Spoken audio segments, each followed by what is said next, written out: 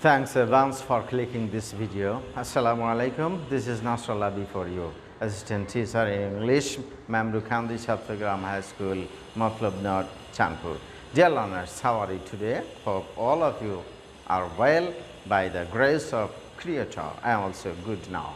Dear learners, I hope you are getting the advantage of these live classes arranged by our school, and I also desire your active participation to our class.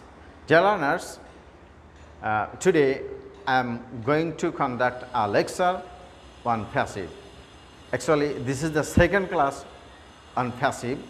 Already I have conducted a class on passive. Okay, so be attentive to my lecture. গত ক্লাসে আমরা passive সম্পর্কে আলোচনা করেছিলাম এবং সেখানে একটা structure দিয়েছিলাম। Can you remember? I think you can. The structure was, at first you have to write object of the sentence, then auxiliary verb. Be, been, being, V3, that means past participle form of the verb. Next, extension.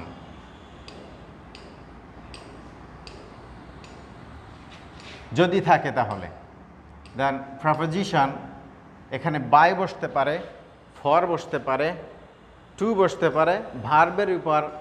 মূলত প্রপোজিশনটা ভার্বের সাথে related.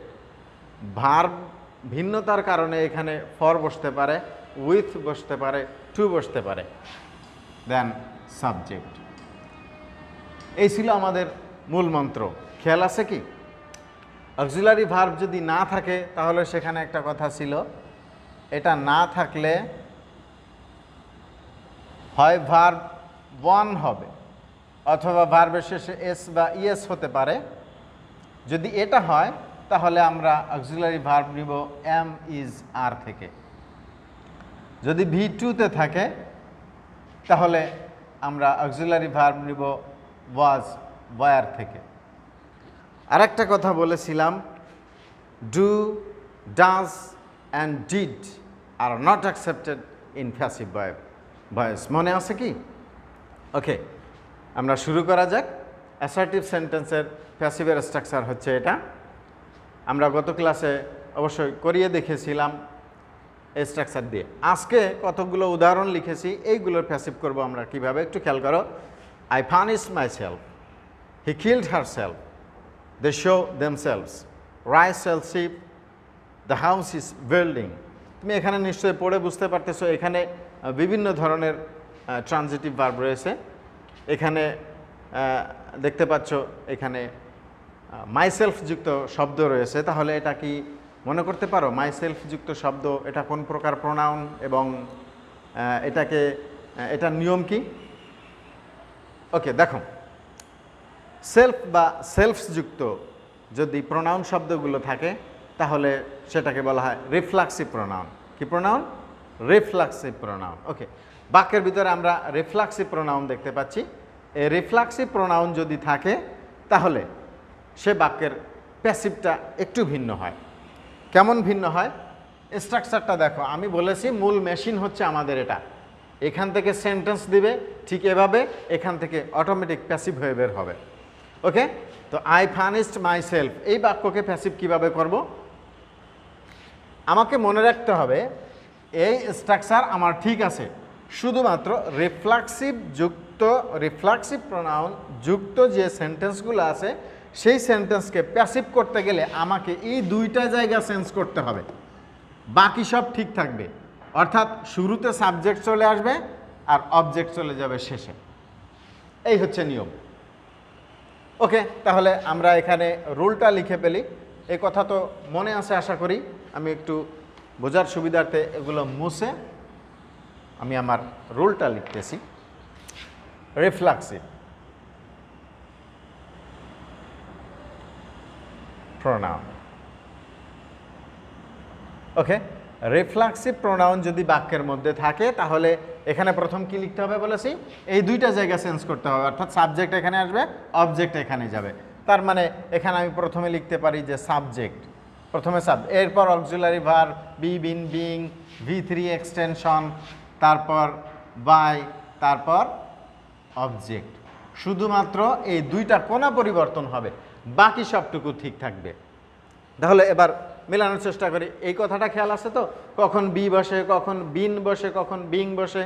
আবারও লিখে দিই, modal auxiliary যদি হয় তাহলে B বসে, অক্সিলারি ভার্বের জায়গায় যদি মডাল অক্সিলারি হয় তাহলে বি বসে।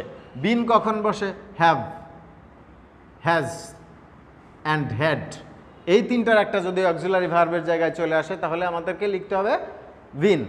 ওকে, বিং কখন বসে, ভার্বের শেষে। আমাকে যে সেন্টেন্স করতে দিবে সেই ভার্বের শেষে যদি আইএনজি থাকে তাহলে এই বিং লিখব।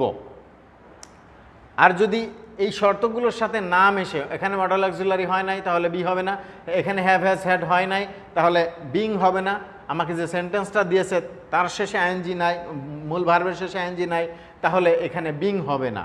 এই কারণে এটা শর্তের সাথে মিললে লিখব, না যদি না মিলে তাহলে লিখব না, এই কারণে এটা ব্র্যাকেটে দেওয়া। এক্সটেনশনও ঠিক একই কথা, সকল বাক্যের মধ্যে এক্সটেনশন থাকে না, যদি থাকে তাহলে এখানে বসাবো, আর যদি না থাকে তাহলে ও অংশটা বসবে না, এই কারণে এটা ব্র্যাকেটে দেওয়া হয়েছে। এক্সটেনশন কোনটা, বাক্যের সাবজেক্ট, অক্সিলারি ভার্ব বা প্রিন্সিপাল ভার্ব, অবজেক্ট, এটার পরে যদি কোনো অংশ থাকে কমপ্লিমেন্ট, সেটাই হচ্ছে এক্সটেনশন। ওকে, আমরা এবার এটা সমাধান করার চেষ্টা করি। তাহলে প্রথমে সাবজেক্ট লিখি, কি আছে, আই ফার্নিশড মাইসেলফ। প্রথমে আমাকে সাবজেক্ট লিখতে হবে, যেহেতু স্ট্রাকচারে আছে আমার আই লিখলাম। অক্সিলারি ভার্ব যেহেতু এখানে নাই তাহলে আমাকে ওই যে অক্সিলারি ভার্ব না থাকলে V1 থাকলে, বাবার শেষে এস থাকলে এম ইজ আর থেকে আনতে হবে, V2 থাকলে ওয়াজ আর থেকে আনতে হবে। তাহলে এখানে দেখা যাচ্ছে V2 আছে, তাহলে আমাকে আনতে হবে এখানে ওয়াজ, আই ওয়াজড। এরপর বি, বিন, বিং, কোনোটা বসলো না, মডেল অক্সিলারি হয় নাই, হ্যাভ, হ্যাজ, হ্যাড হয় নাই, ভার্বের শেষে আইএনজিও নাই, তাহলে এটা বসবে না। এবার V3 বসবে, ফার্নিশড। V2 এবং V3 দুইটাই একই। ওকে, এরপর এক্সটেনশন আছে, নাই এক্সটেনশন নাই, তারপর বাই দিলাম। এরপর সাবজেক্ট, এরপরে সরি এটা নয়, এটা সরি, এরপরে হচ্ছে অবজেক্ট। অবজেক্ট কি আছে, মাই সেলফ। ব্যাস হয়ে গেল, I was furnished by myself. তাহলে এটা যদি হয়ে যেয়ে থাকে তাহলে পরেরটা তুমি একটু চেষ্টা করো তো এটার উত্তর দেওয়ার। শি কিল্ড হারসেলফ, নিশ্চয় দেখা যাচ্ছে রিফ্লেক্সিভ প্রোনাউন, তাহলে এই নিয়মেই হবে। কি হবে, প্রথমে শি, একইভাবে killed V2 was, V3 killed by object কি আছে, হারসেলফ। ব্যাস। তৃতীয় নাম্বার যে প্রশ্ন দেখা যাচ্ছে সেটাও নিশ্চয়ই একই নিয়মের। দেখো, দে শ দেমসেলভস, প্রথমে সাবজেক্ট, সাবজেক্ট কি আছে, দে।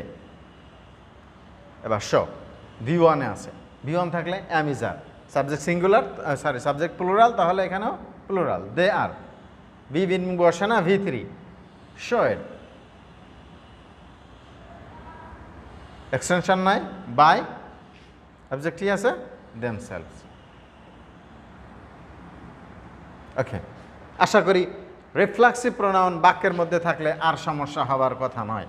আমি আগেই বলেছি এই স্ট্রাকচারটাই হচ্ছে সবচেয়ে বেশি গুরুত্বপূর্ণ। যে কোনো প্যাসিভ করতে যাও তোমাকে এই স্ট্রাকচার লাগবে।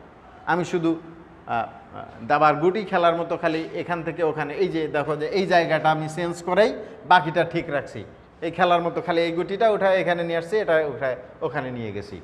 তুমি ওইভাবে করবে, তাহলে তোমার জন্য বুঝতে সোজা হবে, সহজ হবে। একটু খেয়াল করো, পরের যে বাক্যটা আছে, rice sells cheap, rice sells cheap, চাল সস্তায় বিক্রি হয়। তাহলে এই বাক্যকে আমরা প্যাসিভ করব কিভাবে? নিশ্চয়ই এটা কোন প্রকার ভার্ব এখানে আছে তুমি অনুমান করতে পারো কিনা। দেখো, রাইস সেলস চিপ কোন প্রকার ভার্ব? নিশ্চয়ই কজিভেসিভ ভার্ব। সাবজেক্ট এখানে আসে, বসে আছে, কিন্তু সাবজেক্ট এখানে নিজে কাজ করছে না, তাহলে এটা হচ্ছে কজিভেসিভ ভার্ব। কজিভেসিভ ভার্ব যদি বাক্যের মধ্যে থাকে তাহলে সেটাকে প্যাসিভ করব কিভাবে আমরা সেটা একটু দেখি। ওকে, আমাদের মূল স্ট্রাকচার ঠিক আছে, আবারও বলছি, শুধুমাত্র আমরা এখানে তিনটা সেন্টেন্স আছে, রাইস ওয়েল cheap, the house is building, the cow is milking, sorry আরও একটা আছে, হানি টেস্ট সুইট। এই যে চারটা সেন্টেন্স আছে, এই চারটা সেন্টেন্স আমাদের এই যে এই ভার্বটা এটা হচ্ছে কজিফেসিভ ভার্ব।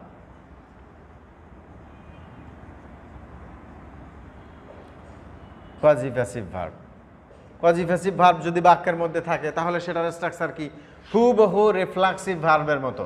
তার মানে হচ্ছে এটা প্রথমে আসবে, অবজেক্টটা শেষে যাবে। তাহলে এখানে আমরা লিখতে পারি হুবহু এমনই, এই যে প্রথমে সাবজেক্ট, এভাবেই, এখানে যেহেতু জায়গা নেই আমি এখানে টেনে দিচ্ছি, এইভাবে হুবহু, ঠিক আছে। এখানে অবজেক্ট আছে, অবজেক্টের আগে বলো তো এখানে বাই আছে কি নাই, ডেফিনেটলি এখানে বাই আছে, বাট এখানে কিন্তু বাই বসবে না। তার মানে আমরা বোঝার স্বার্থে BY, এটা মনে রাখার স্বার্থে আমরা গোল দিয়ে এমন কেটে দিলাম যে এটা নাই, বাইটা নাই, বাকি সব ঠিক আছে। তার মানে হুবহু এই স্ট্রাকচারের মতনই, এটাও শুরুতে সাবজেক্ট, এটা শেষে যেমন অবজেক্ট আছে, এটাও শেষের অংশ শেষেই বসবে, শুধুমাত্র এখানে বাই ছিল, এখানে বাই নাই। ওকে, আমরা করার চেষ্টা করি।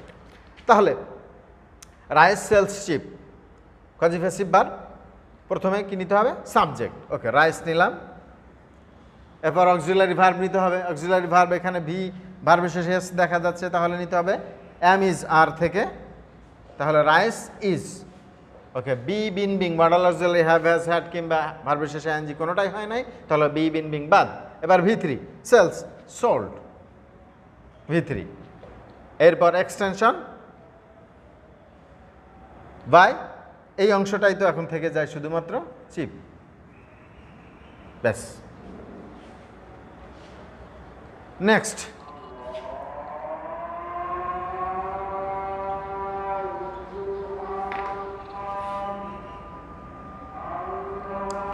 আমরা জানি বিল্ড, বিল্ড একটা ভার্ব, V1, এটার মানে হচ্ছে তৈরি করা বা বানানো বা তৈরি করা। তাহলে দ্য হাউস ইজ বিল্ডিং মানে কি, বাড়িটা তৈরি হচ্ছে, ডেফিনিটলি প্রেজেন্ট কন্টিনিউয়াস টেন্সে বাড়িটি তৈরি হচ্ছে। তাহলে এখানে সাবজেক্ট কিন্তু হাউস আছে, বাট হাউসে কিন্তু কাজ করে না, ইটস কল কজিফেসিভ ভার্ব। ওকে, তাহলে এখন কজিফেসিভ ভার্ব থাকলে যেভাবে করতে হয় সেভাবে করব। আমাদের শুরুতে subject the house, auxiliary verb is দেওয়া আছে, তাহলে আমাদেরও ইজ, বি বিন বিং কোনটা বসে, ভার্বের শেষে আইএনজি দেখা যাচ্ছে, তাহলে বিং। এরপর V3 বিল্ড, BUILT, এক্সটেনশন নাই, বাই তো এখানে আসবেই না, আর পরে অংশ নাই, তাহলে এইটুকু হচ্ছে উত্তর, the house is being build. Okay, next sentence, the cow is milking, আশা করি সেটাও করতে পারবে। The cow is milking, at first subject, the cow is, ভার্বের শেষে আইএনজি আছে, being milked, ব্যাস।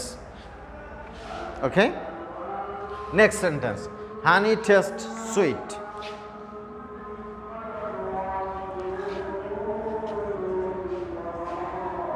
honey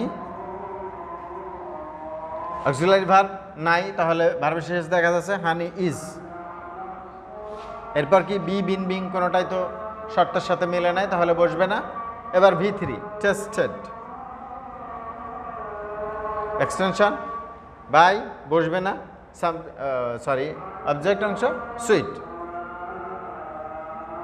এই হচ্ছে উত্তর, হানি is tasted sweet.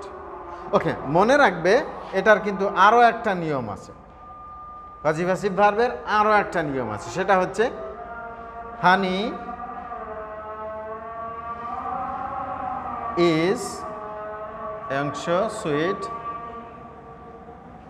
Honey is sweet when it is tasted। এই when it is শব্দটা অতিরিক্ত লাগাতে হবে, তুমি চাইলেই এই নিয়মীয় করতে পারো, but the cow is being milk বা দ্য কাউ ইজ মিল্কিং এখানে আরেকটা সেন্টেন্স ছিল দ্য হাউস ইজ বিল্ডিং, এই সেন্টেন্সগুলো কিন্তু এই ওয়েন ইট ইজ দিয়ে মিলবে না, বাট এর আগের যে সেন্টেন্সটা ছিল রাইস সেলস শিপ, সেটা কিন্তু মিলতে পারে। ওকে, সেটা একটু করে দেখি।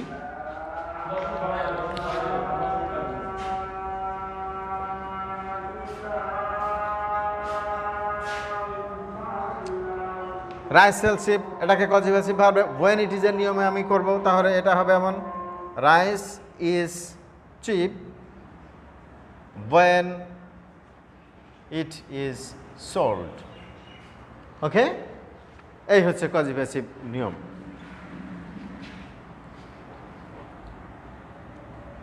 এরপরে যে সেন্টেন্সটা দেওয়া আছে একটু খেয়াল করো, have you killed the rats, have you killed the rats, interrogation mark, তার মানে এটা হচ্ছে ইন্টারোগেটিভ সেন্টেন্স। ইন্টারোগেটিভ সেন্টেন্স করতে হলে সেটা কিভাবে কি করব, এটার ভিন্ন কোনো স্ট্রাকচার নাই, বিশ্বাস করো তোমার মূল মন্ত্র ওই একটাই।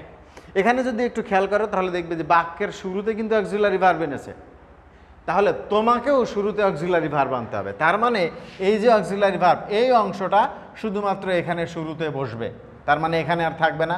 তাহলে আমরা interrogative sentence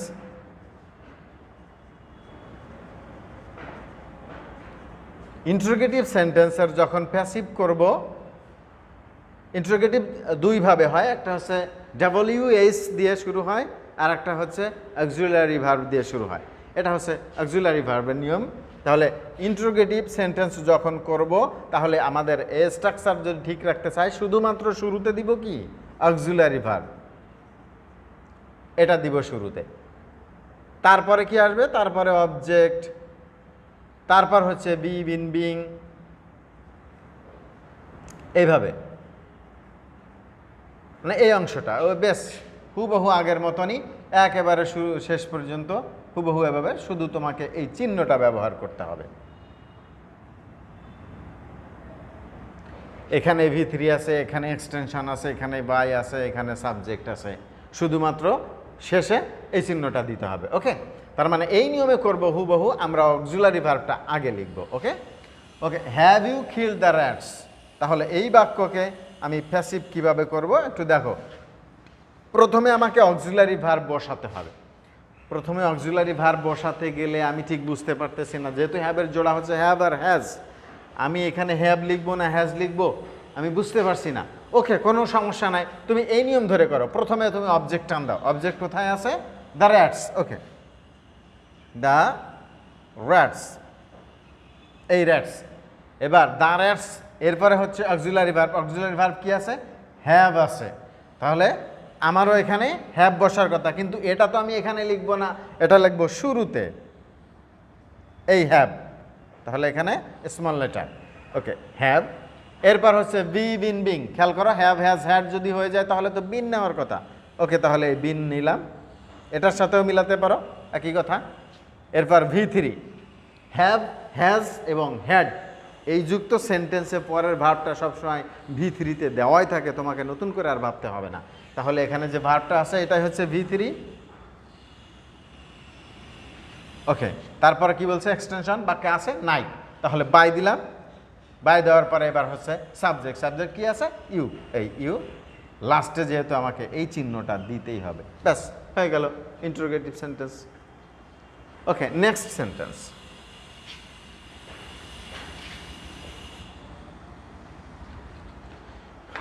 are they watching TV, are they watching television.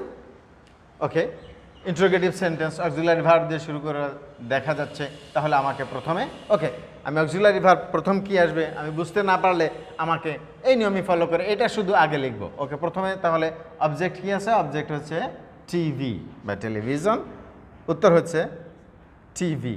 ওকে, টিভির ভার্ব তো অক্সিলারি ভার্ব, অক্সিলারি ভার্ব এখানে আর আছে, আর এর জোড়া হচ্ছে এম, ইজ, আর, তাহলে টিভির পরে আমাকে ইজ নাকি আর নাকি আম, নিশ্চয় ইজ, টিভি ইজ, তো ইজটা তো এখানে লিখবো না, এটা লিখতে হবে আমাকে শুরুতে, এই যে স্ট্রাকচারে বলছে শুরুতে লিখতে। ওকে, ইজ, ইজ টিভি, এরপর কি বি, বিন, বিং, খেয়াল করো ভার্বের শেষে আইএনজি দেখা যাচ্ছে, তাহলে বিং, এখানে small letter, is, TV, being, এরপর V3 ওয়াচিং আছে, তাহলে ওয়াচড, এরপরে এক্সটেনশন নাই, বাই, এরপরে কি আছে সাবজেক্ট দে, দে থাকলে দেম। ওকে, ব্যাস হয়ে গেল। নেক্সট সেন্টেন্স,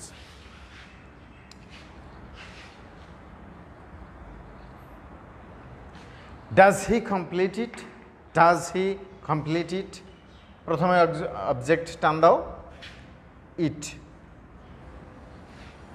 এরপরে অক্সিলারি ভার্ব নিতে হবে। অক্সিলারি ভার্ব তো এখানে যদিও ডাজ আছে, আমি বলেছি ডু, ডাজ, ডিড, এটা প্যাসিভে কখনো অক্সিলারি ভার্ব হিসেবে গ্রহণ করে না। তাহলে কি করতে হবে, ওই যে আগে কথা ছিল আমার ভার্ব ওয়ান যদি থাকে অর্থাৎ ডু আর ডাজ এটা যদি থাকে তাহলে অ্যামিজার থেকে আনতে হবে, ডিড যদি থাকে তাহলে ওয়াজার থেকে।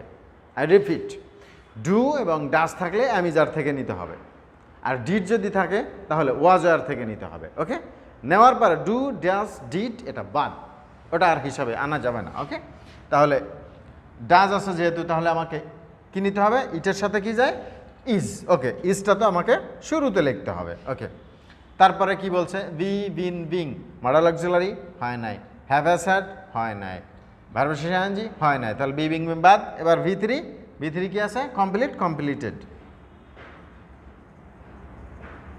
এরপর এক্সটেনশন নাই, বাই, এরপর সাবজেক্ট হি, হিম, ব্যাস। ওকে, নেক্সট সেন্টেন্স,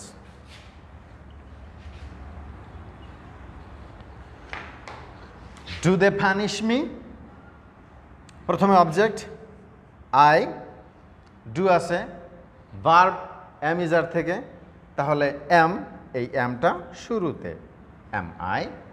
এবার বি, বিন, বিং কোনোটা হয় না, ভি3, পানিশড, এক্সটেনশন নাই, by them, do I punish them, sorry am I punished by them? Next sentence, did father buy a mobile? Object, a mobile, did আছে ওয়াজার থেকে, তাহলে mobile ওয়াজ এটা লিখতে হবে শুরুতে। তুমি যদি আগে বুঝে যে অবজেক্ট তো আমার এখানে মোবাইল হবে, তাহলে এর আগে অক্সিলারি ভার্ব আমাকে ওয়াজ বসাতে হবে, সেই হিসাবটা করে যদি এখান থেকেই তুমি শুরু করতে পারো কোনো সমস্যা না। আর সেটা যদি সমস্যা হয় তাহলে অবজেক্ট টান দিয়ে লেখে তারপরে অক্সিলারি ভার্ব বসাতে গিয়ে এটা প্রথমে বসাতে হবে, এখানে আর বসানো যাবে না, সেই হিসাব করেও তুমি লিখতে পারো। ওয়াজ আ মোবাইল, বিভিন্ন বসে না, বট বাই ফাদার। ওকে, তাহলে আমরা একটা স্ট্রাকচার দিয়ে কি কি শিখে নিলাম এবার একটু বলা যাক। যদি বাক্যের মধ্যে রিফ্লেক্সিভ ভার্ব আসে, রিফ্লেক্সিভ প্রোনাউনযুক্ত বাক্য হয়, অর্থাৎ সেলফ বা সেলফযুক্ত প্রোনাউন শব্দ যদি কোনো বাক্যের মধ্যে থাকে সেটাকে বলা হয় রিফ্লেক্সিভ প্রোনাউন, এবং ওই বাক্যের যে ভার্বটা হয় সেটার নাম হচ্ছে রিফ্লেক্সিভ ভার্ব। তাহলে রিফ্লেক্সিভ প্রোনাউন বলো আর রিফ্লেক্সিভ ভার্বযুক্ত বাক্য বলো, সেটা থাকলে তোমাকে প্রথমে সাবজেক্ট লিখতে হবে এবং শেষে অবজেক্ট লিখতে হবে, অর্থাৎ এই দুইটা জায়গা চেঞ্জ করতে হবে। ওকে, আর বাকি ভিতরে সব ঠিক আছে। এরপরে কজিভেসিভ ভার্ব যদি থাকে হুবহু রিফ্লেক্সিভ প্রোনাউন এর নিয়মে, শুধুমাত্র এখানে বাই নাই। ওকে, এরপর ইন্টারোগেটিভ সেন্টেন্স যদি অক্সিলারি ভার্ব দিয়ে শুরু হয় তাহলে আমাকে উত্তর করার সময় অক্সিলারি ভার্বটাই আগে লিখতে হবে, এরপরে আগের স্ট্রাকচার অনুযায়ী, শুধু লাস্টে ইন্টারোগেশন ট্র্যাক। ওকে, এরপরে আর একটা নিয়ম দেখো,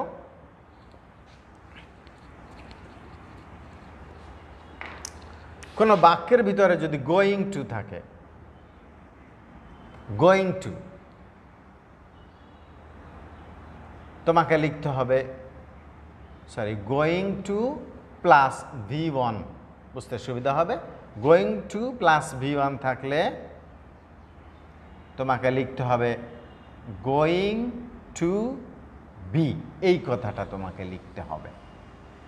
কোথায় লিখবে? এই জায়গাটাতে লিখবে।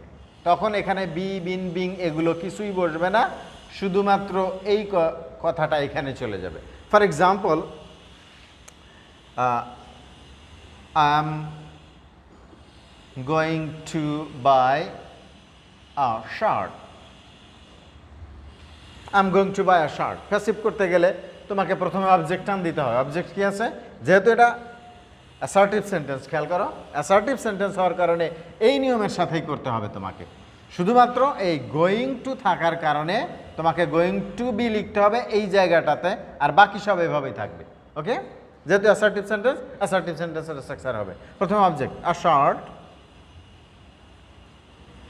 অক্সিলারি ভার্ব নিতে হবে, এম আছে তাহলে এমের জোড়া হচ্ছে এম ইজ আর, অ্যাসার্টের পরে ইজ। ওকে, যেহেতু এখানে গোয়িং টু আছে তো গোয়িং টু থাকলে এই জায়গাটাতে আমাকে কি লিখতে হবে, going to be, going to be লেখা শেষ। এবার V3 ভার্ব কোনটা, এই যে ভার্বটা থাকবে গোয়িং টু বি এরপরে যে ভার্বটা এইটার V3 বট, এক্সটেনশন নাই, তারপর বাই, সাবজেক্ট কি আছে I, me. Okay, a shirt is going to be bought by me. তাহলে এখানে যদি এমন থাকতো যে I am going to buy a shirt for my father, যদি এমন থাকতো তাহলে এটা এক্সটেনশন, এই এক্সটেনশনটা এখানেই বসে যেত। অর্থাৎ a shirt is going to be bought for my father by me. Okay dear students, আশা করি আজকের অ্যাসার্টিভ সেন্টেন্সটাও তোমার ক্লিয়ার হয়েছে, ইন্ট্রোগেটিভ সেন্টেন্স ক্লিয়ার হয়েছে অক্সিলারি ভার্ব দিয়ে শুরু হলে, কজিভ্যাসিভ ভার্ব ক্লিয়ার হয়েছে, অ্যান্ড রিফ্লেক্সিভ প্রোনাউনযুক্ত যে সেন্টেন্সগুলো হয় সেটাও ক্লিয়ার হয়েছে। আর যদি কোনো সমস্যায় পড়ো তাহলে কমেন্টস বক্সে কমেন্ট করো। ওকে, থ্যাংক ইউ।